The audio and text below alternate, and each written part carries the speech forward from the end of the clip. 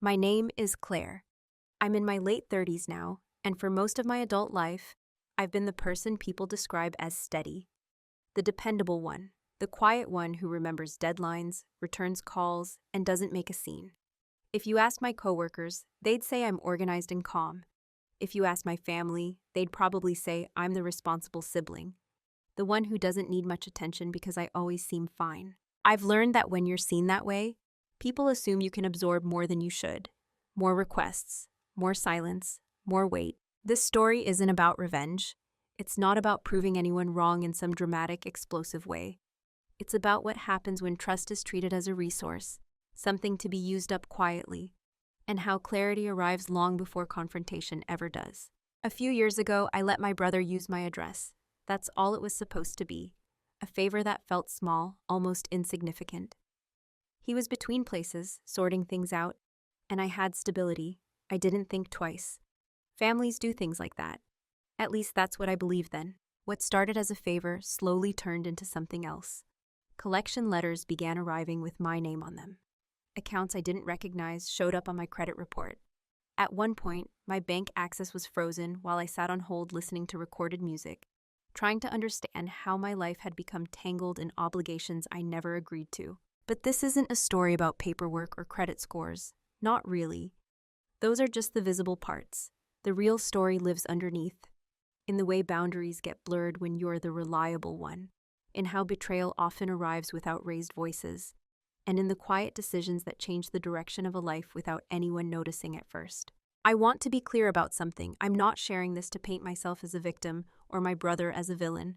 There are no cartoon bad guys here, no shouting matches, no sudden miracles. Just a series of ordinary moments where I chose silence until I didn't. If you're expecting drama, you won't find it here.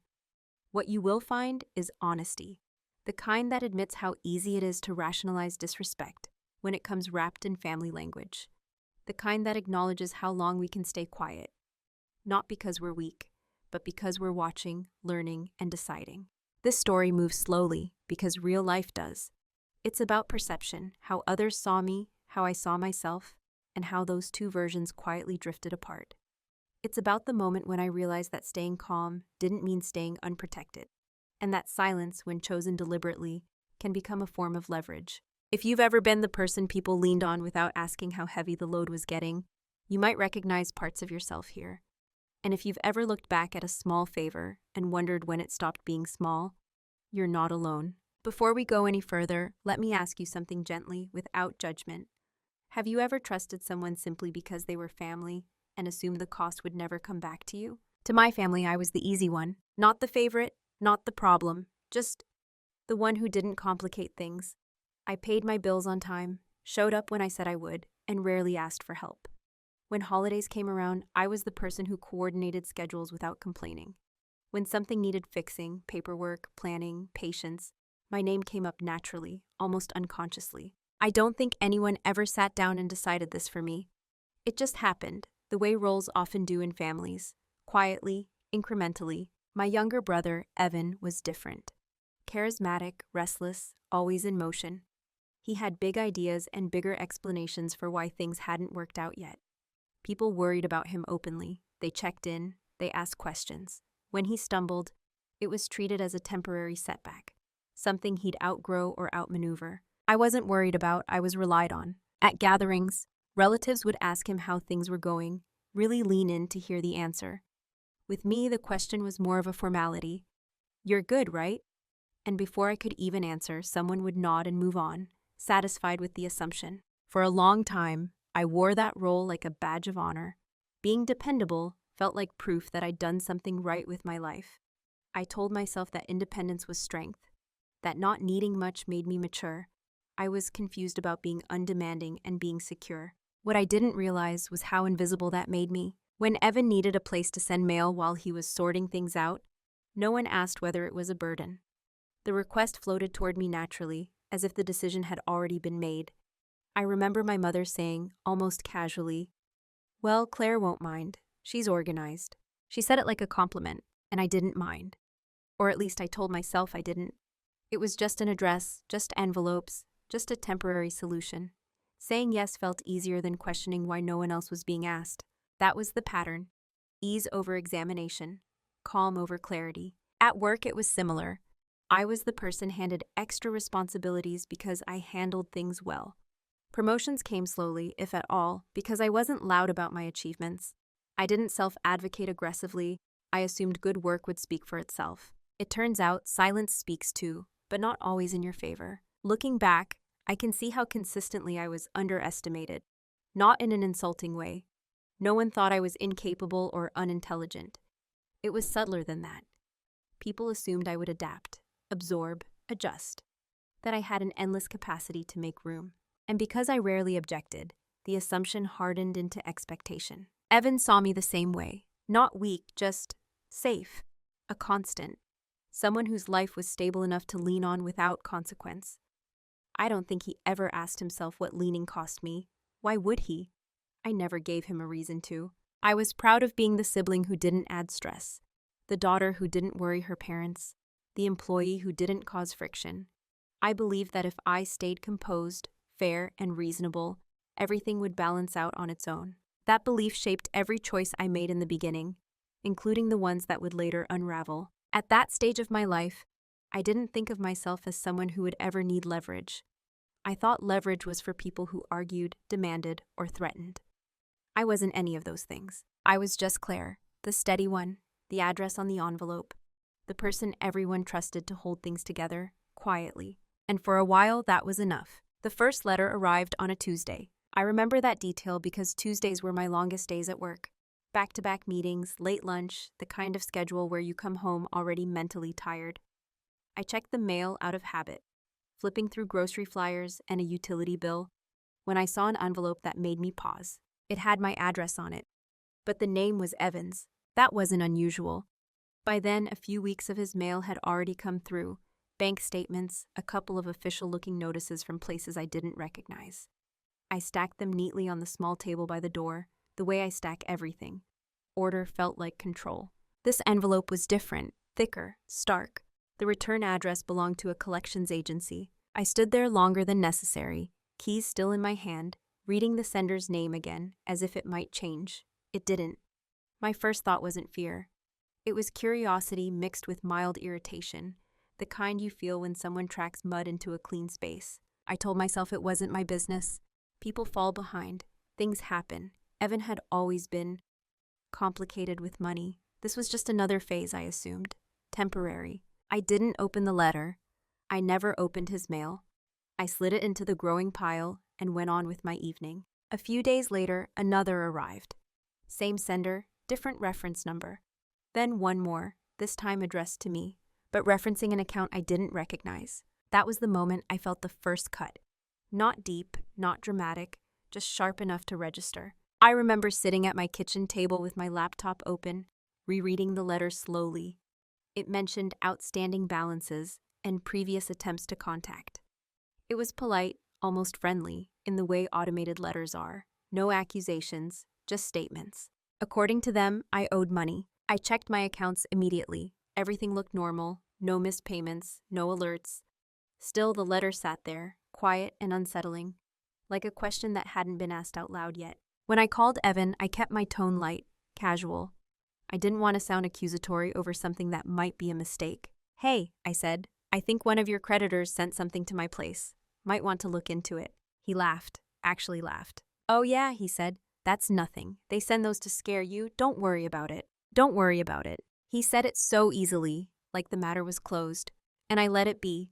That's the part that's hardest to admit now. Not that he dismissed it, but that I accepted the dismissal. Because everyone else did too. When I mentioned it briefly to my mother, she waved her hand. "You know how Evan is," she said. "He'll figure it out. You always do." It was meant to be reassuring. Instead, it subtly reassigned responsibility, back to me, where it always landed. I didn't argue. I didn't press. I didn't ask why creditors had my name on anything. I told myself it was administrative confusion, a shared address glitch, something that would resolve itself if I stayed patient. That was my pattern. Minimizing early signals because acknowledging them felt like overreacting. Still, I started noticing things. Calls that hung up when I answered. Emails that landed in my spam folder with subject lines that made my stomach tighten.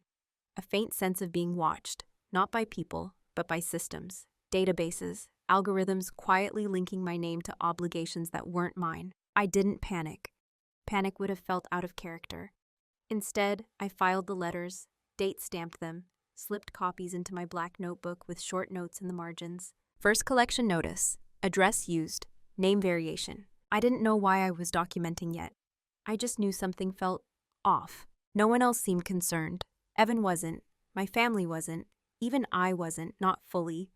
I kept going to work, cooking dinner, living my life. But once you notice the first cut, however small, you can't unfeel it. It doesn't bleed loudly, it just stays there, reminding you that something has crossed a line, even if no one else sees it yet. After that first letter, the situation didn't explode. It didn't even escalate quickly. Instead, it settled into my life the way background noise does, gradually, until you don't remember what silence felt like. More mail came, not every day. Not enough to justify an alarm, I told myself. Just enough to become familiar. I learned the logos of agencies I'd never dealt with before. I recognized the envelopes by their weight before I read the sender. My hands stopped hesitating when I picked them up. That's how normalization works.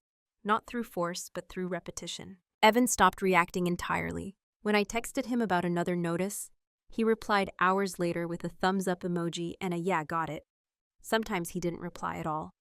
I noticed I started editing my messages, making them shorter, softer, easier to ignore. Just letting you know, probably nothing urgent, FYI. I was doing the emotional labor of minimizing his actions for him. At home, I created systems, a separate folder in my filing cabinet, a note on my phone with dates and reference numbers.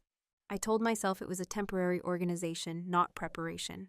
That distinction mattered to me then. What I didn't tell anyone was how it felt to open my mailbox. There's a subtle erosion that happens when your name appears in contexts you didn't choose.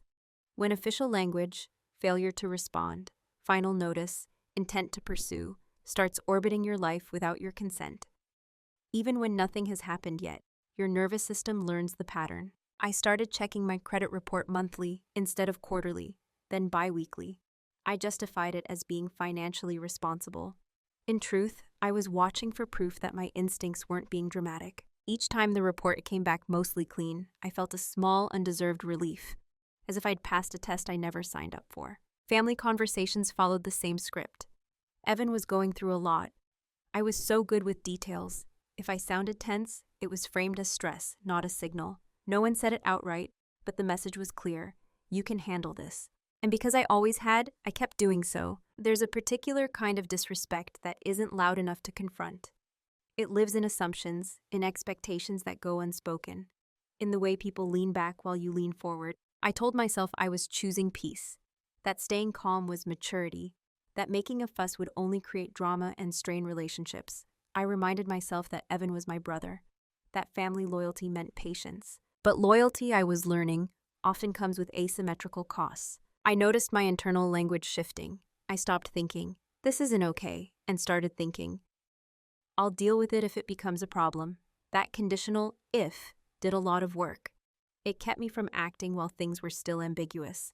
And ambiguity is where disrespect thrives. The letters became more formal. The language is less friendly. Still, no one called me directly. No one demanded payment. So I stayed in that gray zone, telling myself it wasn't real yet. At work, my focus slipped in small ways. I reread emails twice. I checked voicemail more than necessary. The idea that a call might come, that someone would ask me to explain myself, sat quietly at the back of my mind. I never said this out loud, but part of me believed that if I stayed reasonable long enough, the situation would resolve itself, that Evan would fix things. Those systems would correct errors. That fairness was automatic. That belief had served me before. It had kept my life orderly, predictable, respectable. This time, it was keeping me still. What hurts the most about looking back isn't that I was taken advantage of. It's how efficiently I helped smooth the process, how instinctively I absorbed inconvenience to protect other people's comfort, including Evan's and the family's idea of harmony. I wasn't being shouted down. I wasn't being threatened. I was being quietly repositioned as a buffer between someone else's chaos and the consequences that were meant to follow. And because the disrespect came wrapped in familiarity, I accepted it. I told myself I was being patient. I told myself it wasn't personal.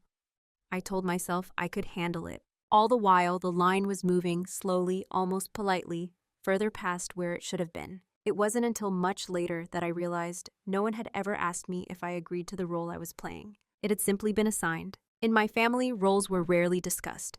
They were understood.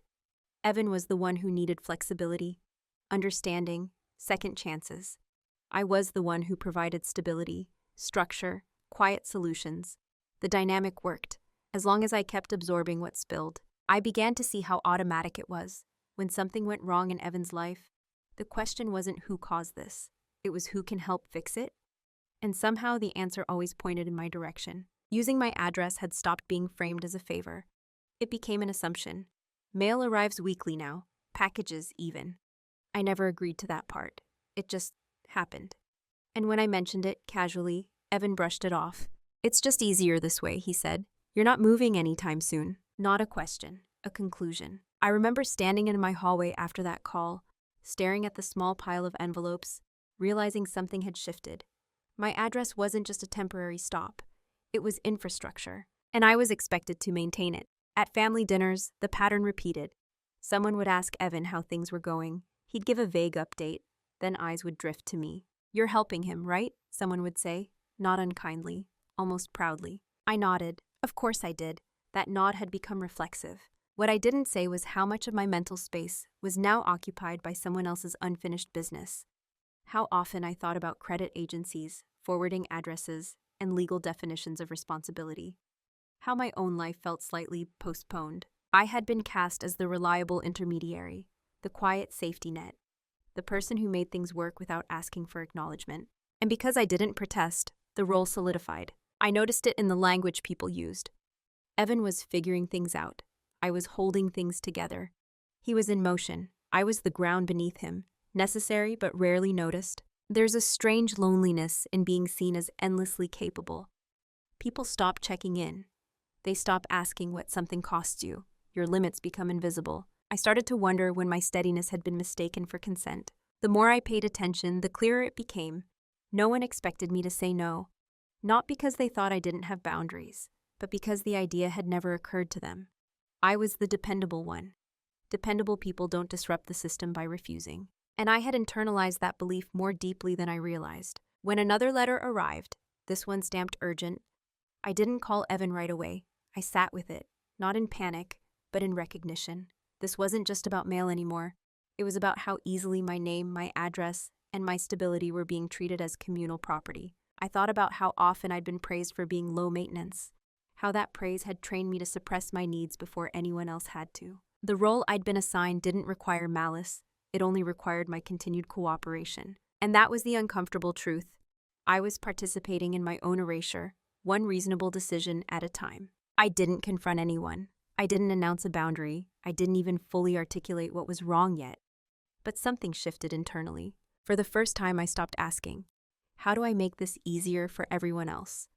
And started asking, why is this considered mine to manage at all? That question didn't lead to immediate action. It led to awareness. And awareness, once it takes hold, doesn't go away. I was still playing the role, still the address, still the calm presence, but I was no longer unaware of the script. The day something shifted didn't come with an argument or a dramatic discovery.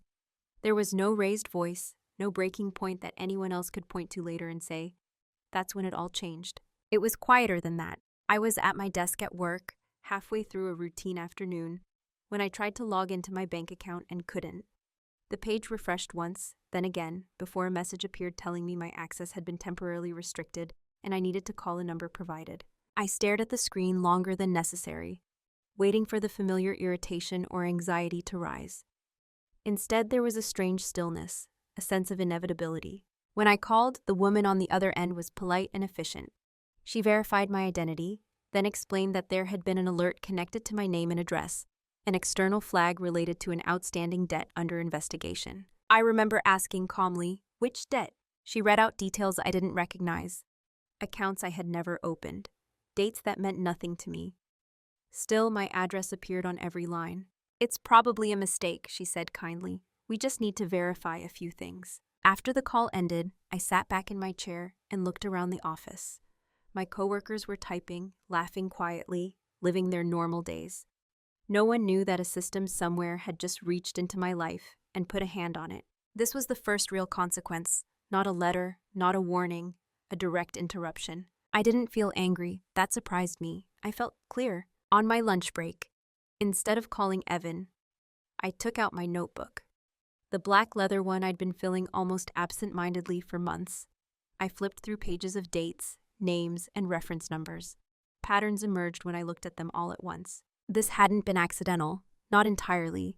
At some point, using my address had crossed into using my identity's proximity to stability. Systems didn't care about intent.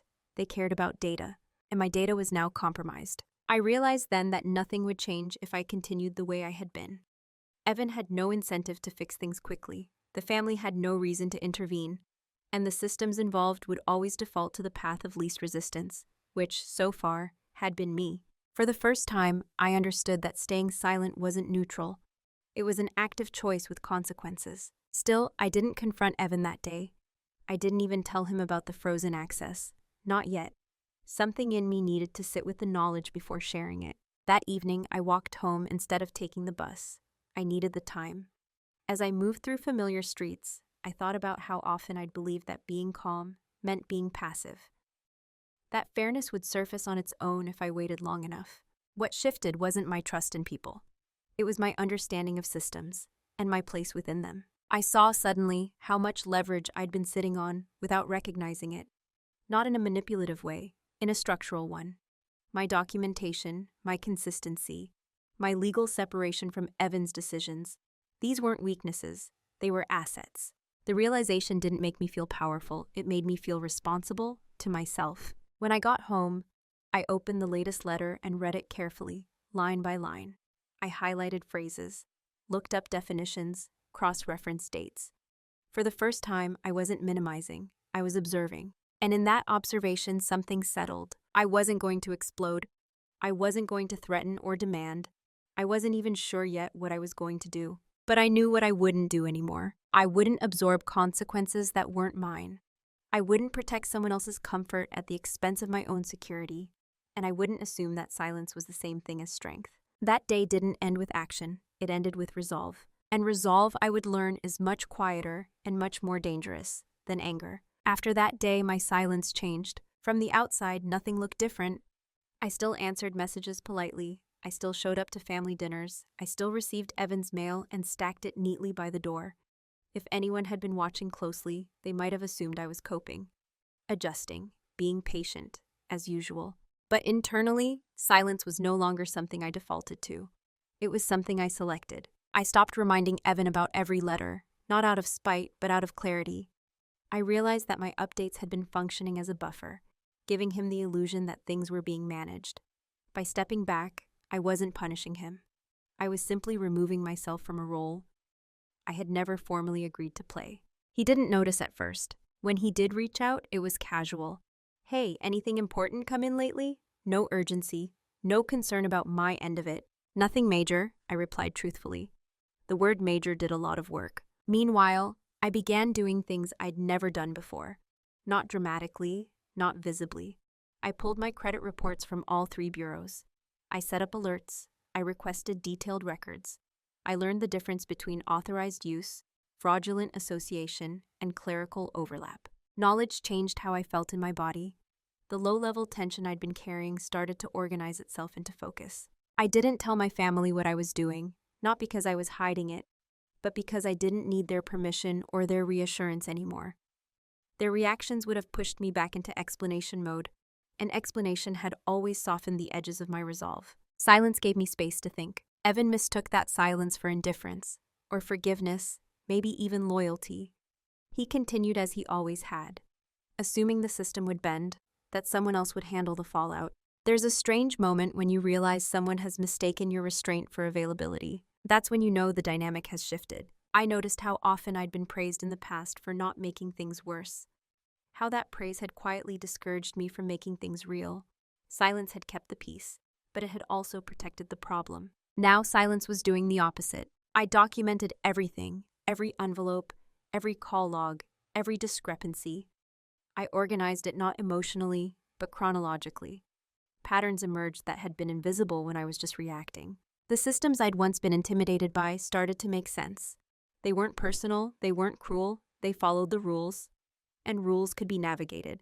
I still didn't confront Evan, not because I was afraid, but because confrontation would have shifted the focus back to emotion, to excuses, to apologize that changed nothing. I wasn't interested in hearing regret. I was interested in restoring alignment between responsibility and consequence. At work, I felt different, lighter in a way, focused. I realized how much energy I'd been leaking into managing other people's chaos. Without that drain, I had more attention for my own life. People noticed, but misinterpreted it. A coworker commented that I seemed extra calm lately.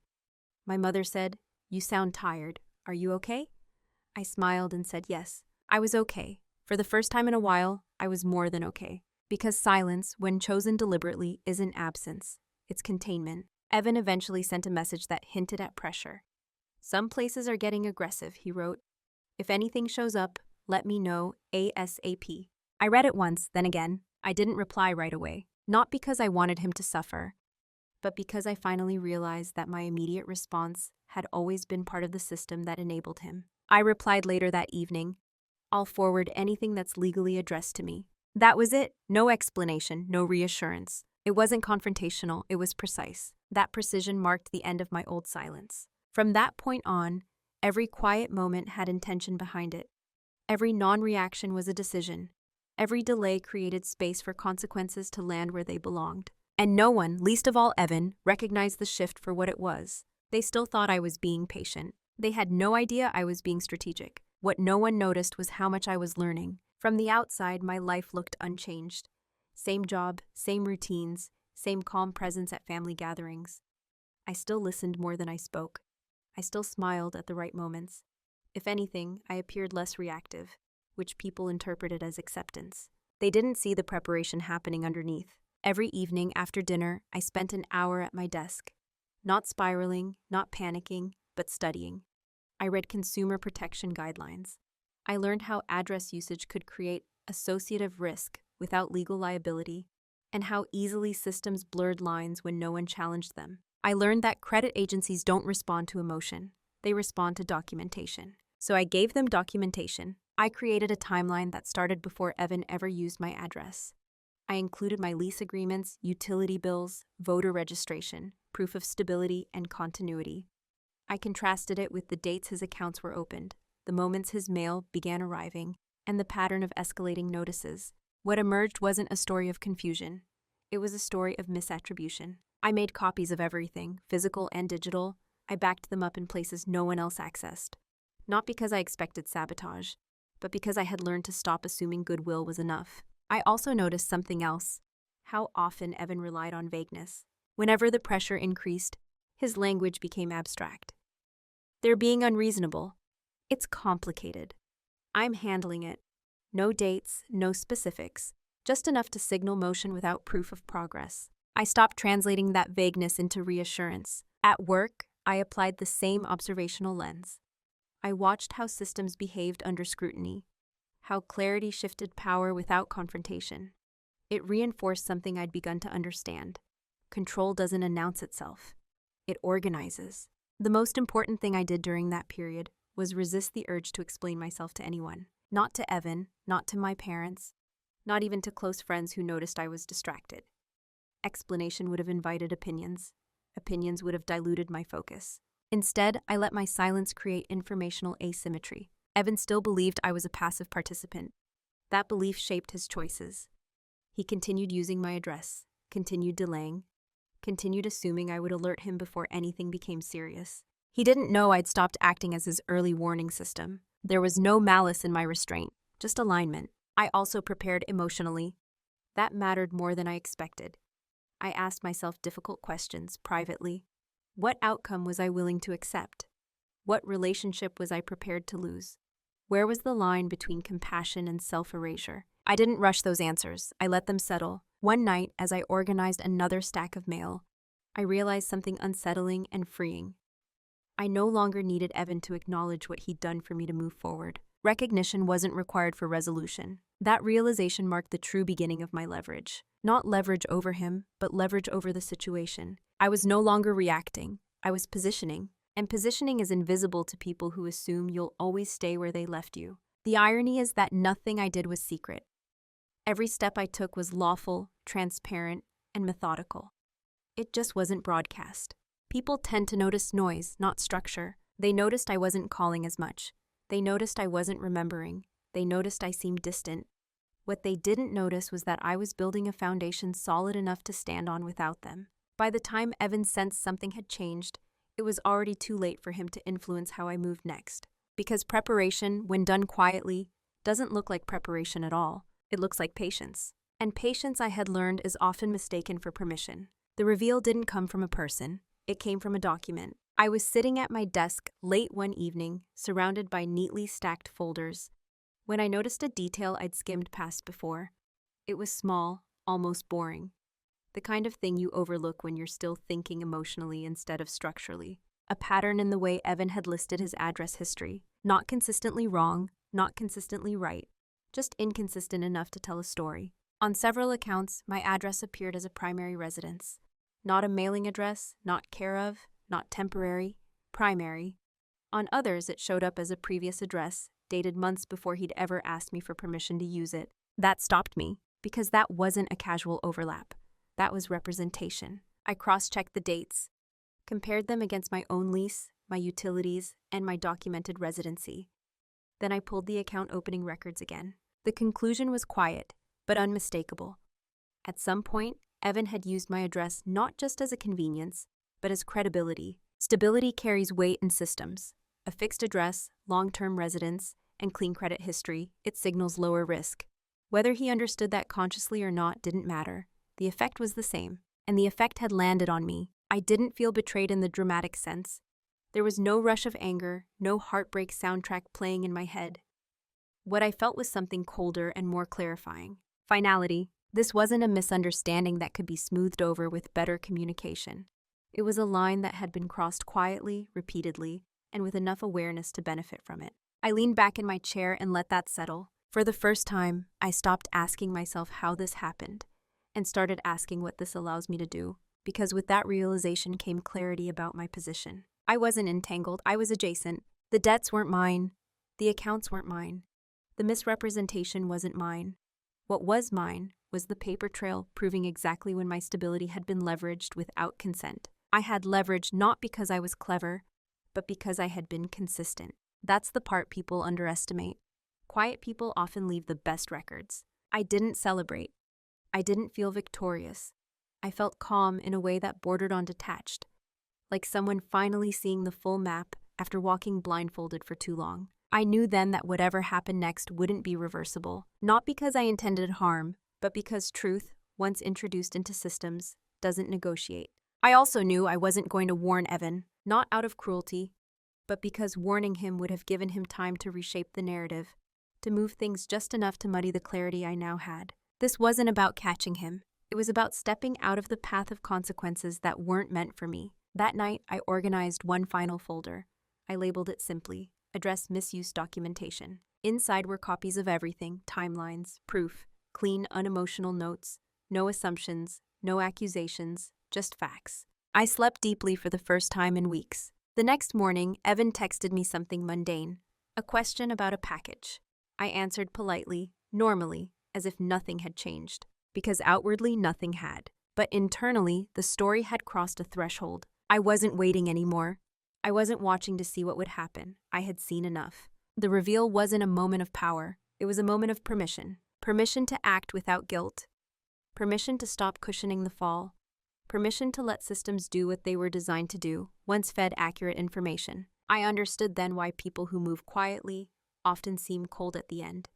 It's not because they lack feeling. It's because they resolved everything long before anyone else realized there was a decision to be made. Once you see the full shape of something, indecision becomes impossible. The days after that private realization were strangely calm. I went to work, I answered emails, I cooked dinner. Nothing about my external life demanded urgency.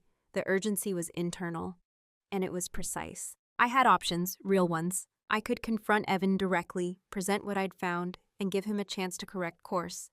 That path came with familiar risks: denial, minimization, and emotional appeals. Promises to fix it soon. Pressure from family to be patient just a little longer. I could quietly move, redirect my mail, tighten access, and hope the systems disentangle us slowly. That would protect me eventually, but not cleanly. The association would linger, the stress would stretch on. Or I could do something irreversible, formally separate myself from the misattribution by correcting the records everywhere they existed. That last option didn't require confrontation. It didn't require permission. It didn't require Evan's cooperation. It required accuracy. I spent several evenings thinking not about what felt fair, but about what aligned responsibility with consequence. I asked myself whether I was prepared for the fallout. Because there would be fallout. Not legal drama, not spectacle, but emotional consequences. Hurt feelings, confusion, a shift in how I was perceived. Choosing accuracy over harmony always carries a cost. The question wasn't whether Evan would be affected. He would. The question was whether I was willing to continue being affected in his place. That's the moment when many people hesitate, where guilt enters, where the fear of being seen as cold or disloyal creeps in. I sat with that fear, and then I realized something that made the decision simple. Loyalty that requires self-erasure isn't loyalty, it's avoidance. I wasn't obligated to protect him from outcomes he'd redirected toward me, especially not at the expense of my own security. The decision when it came wasn't dramatic. It felt administrative, clean. I decided to correct the record, not as revenge, not as punishment, as alignment. I prepared everything in advance so that when I acted, there would be no improvisation, no second guessing, no emotional contamination. I didn't tell Evan. I didn't tell my parents. I didn't tell anyone who might try to slow me down for the sake of comfort. Silence again was intentional. What surprised me most was how little anger I felt. I wasn't doing this to him. I was doing it for myself. There's a point where moral clarity becomes almost boring. The drama falls away. You stop narrating yourself as a hero or a victim. You just proceed. That's where I was. The night before I took the first formal step, I reread my notes one last time. Not to reassure myself, but to ensure precision.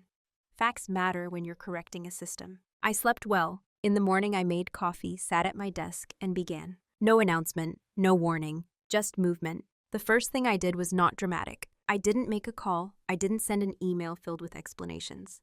I started with forms. There's something grounding about forms. They don't care how conflicted you feel. They don't respond to guilt or history. They ask for facts, and they wait. I submitted formal disputes with each credit bureau, attaching documentation that showed a clear separation between my identity and the accounts associated with my address. I didn't accuse. I didn't speculate.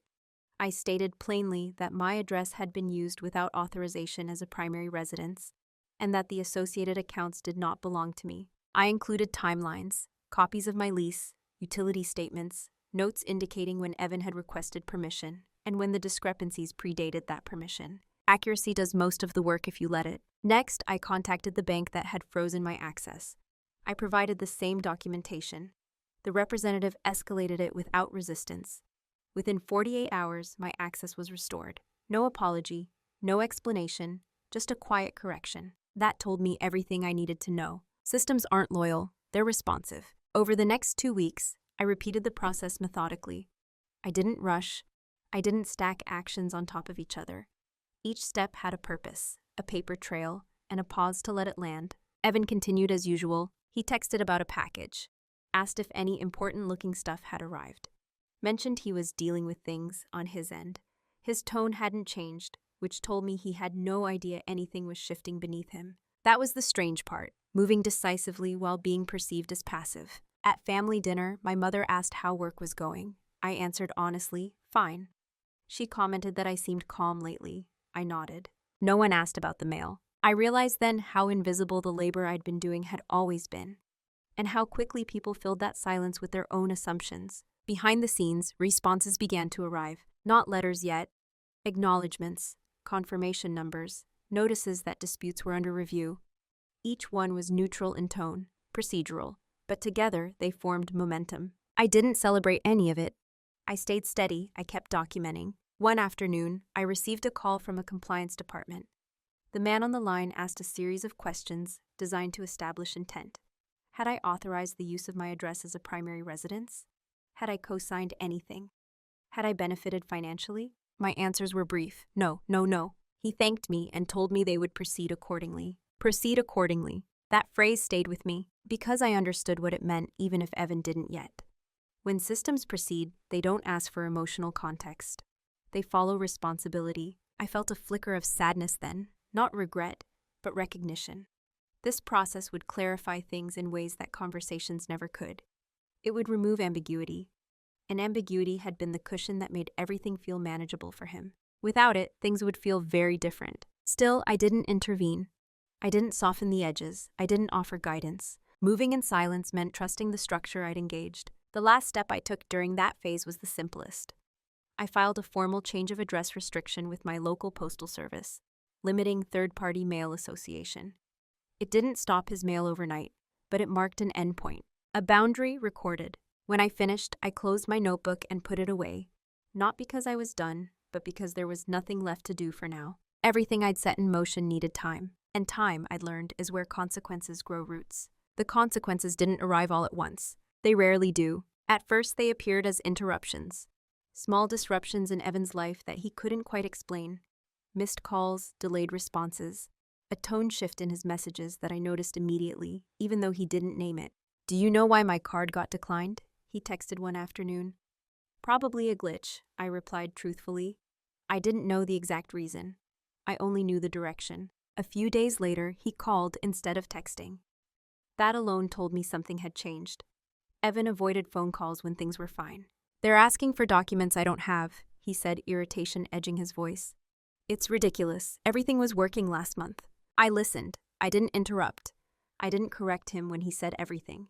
"That sounds frustrating," I said neutrally. There was a pause on the line, the kind that waits for reassurance, for me to say I'd look into it, that I'd call someone, that I'd help smooth it over.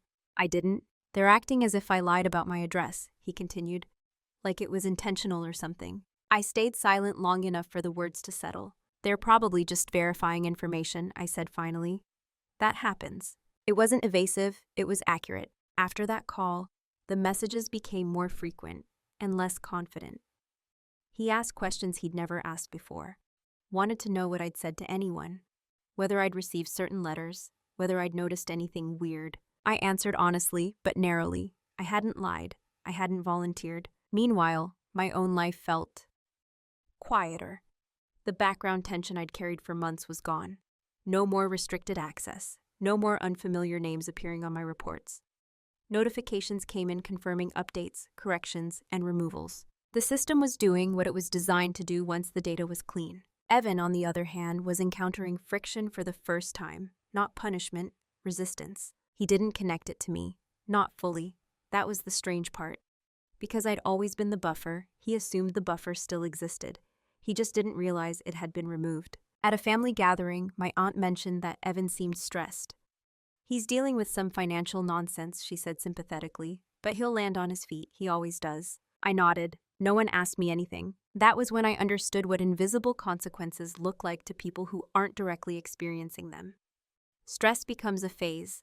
Accountability becomes bad luck. The narrative bends gently to protect the familiar character. Evan called again a week later. This time his voice was tighter. "Did you tell anyone I live with you?" he asked. The question was revealing, not accusatory yet, just probing. "I told the truth when I was asked about my address," I said. "Nothing more." "What does that mean?" he pressed. "It means I answered questions accurately." Silence. I could hear the recalibration happening, the slow realization that something structural, not emotional, was unfolding. "They're saying they might close some accounts," he said finally. "Freeze others. I don't get how this escalated so fast." I did, but I didn't say it. "Have you asked them what changed?" I suggested. Another pause, then quieter.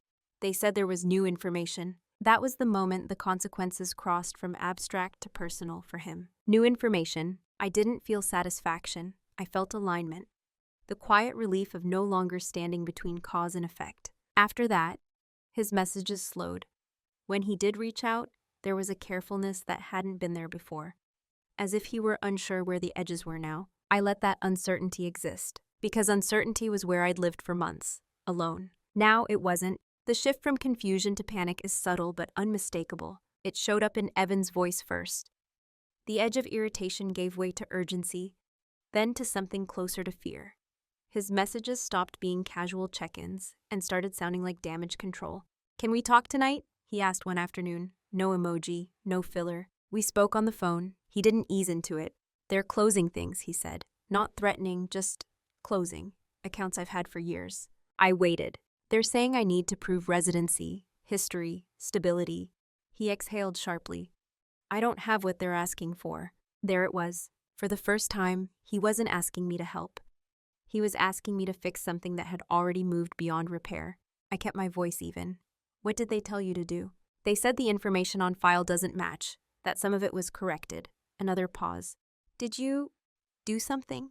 It wasn't an accusation, it was recognition. "Yes," I said, "just that." The silence that followed was heavier than any argument we'd ever had. "You could have told me," he said finally. "I would have handled it." That was the sentence that made it clear how differently we'd been living inside this situation. "I did tell you," I replied calmly, "many times, just not in the way you expected." He tried to rewind, suggested we call places together, asked if I could clarify things, reframe, explain intent. His language was careful now, almost diplomatic. But the moment for clarification had passed. I answered questions accurately when I was asked. I said again, "There's nothing to undo." He grew frustrated, then pleading. He talked about timing, about pressure, about how this would set him back. I listened. I didn't interrupt. When he finished, I said something I'd practiced in my head. Not to sound rehearsed, but to sound precise. "I'm not responsible for correcting misrepresentation I didn't create." He went quiet. I could hear him recalculating, not just the situation, but me. The version of me he thought he knew no longer fit.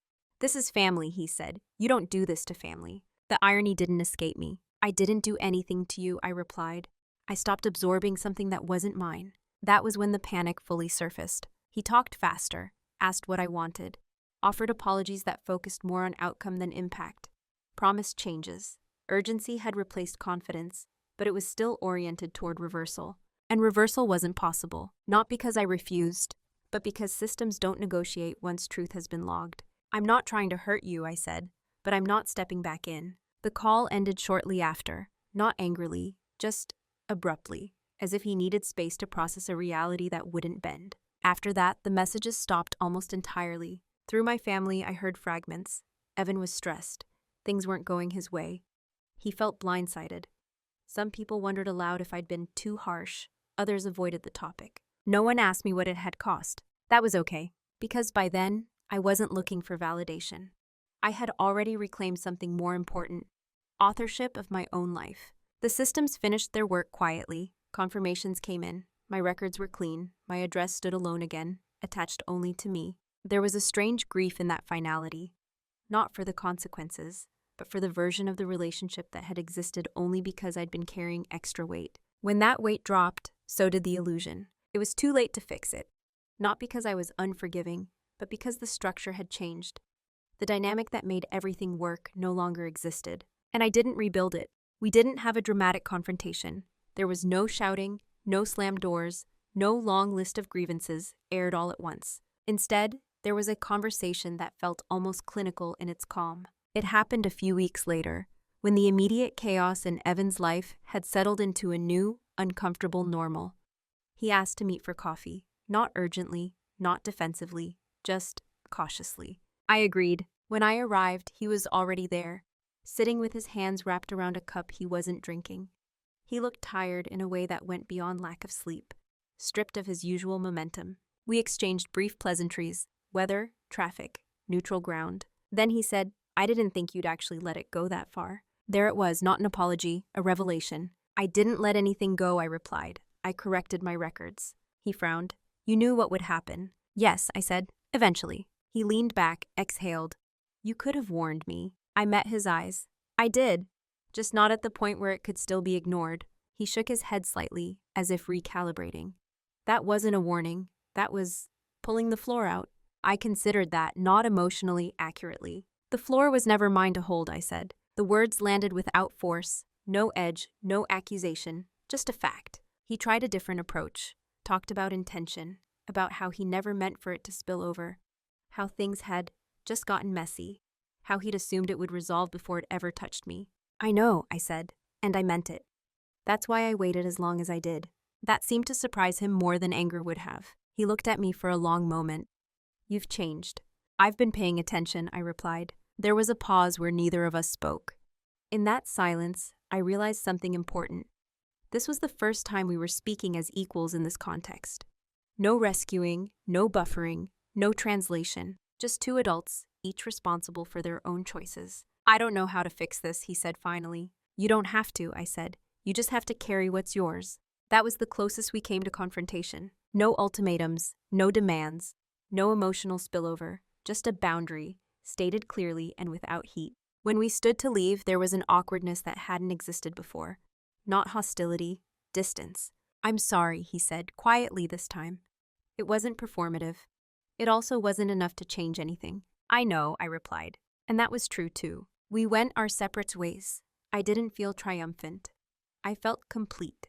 As if a conversation that had been happening silently for months had finally reached its natural end. There was nothing left to explain. After everything settled, people expected a transformation they could see. They looked for anger, distance, a harder edge in my voice, some kind of visible armor.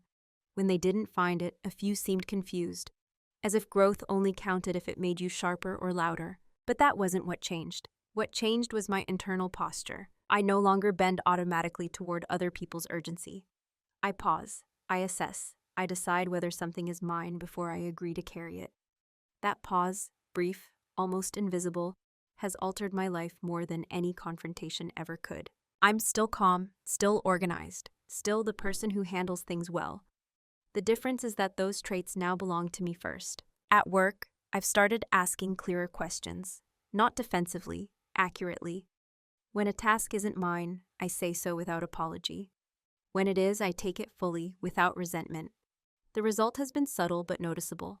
People respect clarity more than compliance, even if they don't say it out loud. With my family, the dynamic has shifted quietly. I'm still present, still kind, still engaged, but no longer positioned as the automatic solution.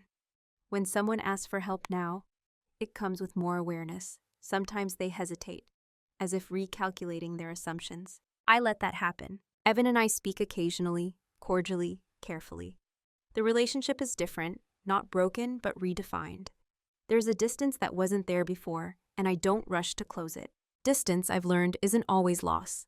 Sometimes it's the space required for reality to exist. I don't replay what happened as a failure. I see it as an education, one that clarified my values more precisely than comfort ever could.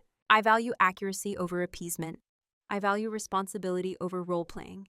I value relationships that don't require me to disappear. None of this has made me colder. If anything, it's made my compassion more honest. I help now because I choose to, not because it's expected. And when I choose not to help, I don't narrate that choice as cruelty. It's simply alignment. The black notebook I carried through that period still sits on my shelf. I don't add to it anymore. I don't need to. Its purpose was temporary, a tool for clarity, not a monument to grievance. Sometimes I flip through it and notice how measured my notes were, how little emotion they contain. At the time, I thought that meant I was disconnected. Now I understand. It meant I was grounded. I don't regret staying quiet as long as I did. That silence taught me how systems work, how patterns repeat, how easily being easy becomes a liability. But I also don't romanticize it. I know now that silence without intention costs more than we realize. Who I am now isn't louder or harder. It's someone who understands where her responsibility ends and honors that boundary without needing permission. That understanding has brought a steadiness that feels different from before. Not fragile, not performative. Real. When I look back on everything now, what stays with me isn't the paperwork or the consequences or even the breach of trust.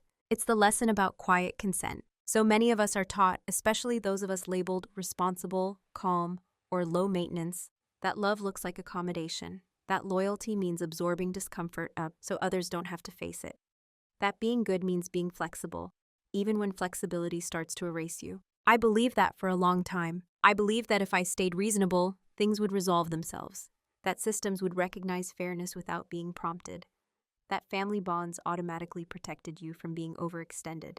What I learned instead is this: systems respond to accuracy, not intention. And people often respond to patterns, not promises. No one set out to harm me. That's important.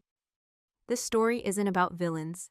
It's about how easily boundaries dissolve when they're never stated, and how quickly responsibility migrates toward the person who appears most capable of carrying it. Quiet dominance doesn't look like control over others.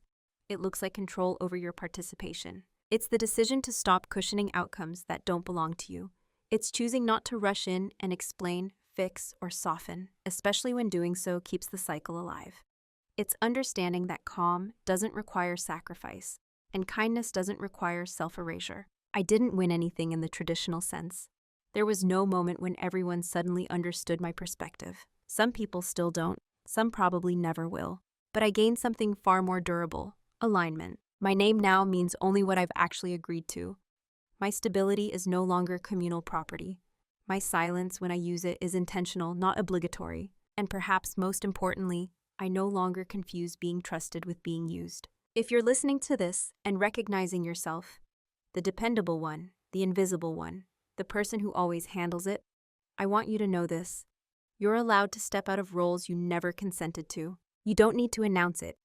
You don't need to justify it endlessly.